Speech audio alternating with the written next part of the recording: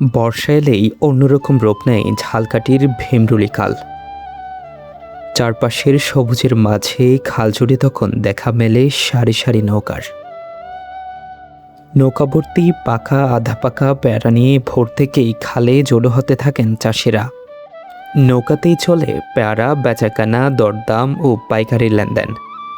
এ সময় ভীমরুলির খাল যেন পরিণত হয় এক বিশাল ভাসমান পেয়ারার হাটে। স্থানীয় পেয়ারা চাষিরা জানান, বর্ষা মৌসুমে বাগান থেকে পেয়ারা সংগ্রহ করে নৌকায় করে সরাসরি ভীমরুলির খালে নিয়ে আসেন তারা। খালেই পাইকারদের সঙ্গে চলে দরদাম। পরে ব্যাপারীরা এসব পেয়ারা কিনে নিয়ে দেশের বিভিন্ন অঞ্চলে পাঠিয়ে দেন। প্রতিদিন ভোর থেকে অসংখ্য নৌকার আনাগোনায় সরব হয়ে ওঠে খাল।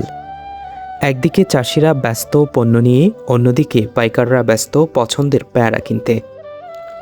নৌকার উপরই বসে যায় অস্থায়ী বাজার। চারপাশে নৌকার সারি আর পেয়ারার সুবাসে তৈরি হয় এক অনন্য গ্রামীণ আবহ। শুধু পেয়ারা বেচাকেনাই নয়, বর্ষার এই ভাসমান হাট এখন পর্যটকদের কাছেও আকর্ষণের অন্যতম জায়গা। নৌকায় বসে পেয়ারার বেচাকেনার দৃশ্য দেখতে এবং স্থানীয় মানুষের জীবনযাত্রার সঙ্গে পরিচিত হতে দেশের বিভিন্ন প্রান্ত থেকে পর্যটকরা এখানে ছুটে আসেন। বর্ষায় ভীমরুলির খালের এই ব্যস্ততা স্থানীয় অর্থনীতিতেও গুরুত্বপূর্ণ ভূমিকা রাখে। পেয়ারা চাষি, নৌকার মাঝি, শ্রমিক, পাইকার ও ব্যবসায়ী মৌসুমি এই বাজারকে ঘিরে অনেক মানুষের কর্মসংস্থান তৈরি হয়। প্রকৃতির অপরূপ সৌন্দর্য আর কৃষকের ব্যস্ততায় বর্ষাকালে ভীমরুলির খাল যেন হয়ে ওঠে এক জীবন্ত ভাসমান বাজার।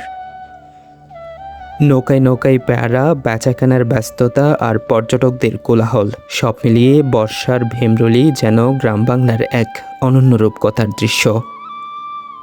আবু সাইদ মোহাম্মদ সোহেল, WATV।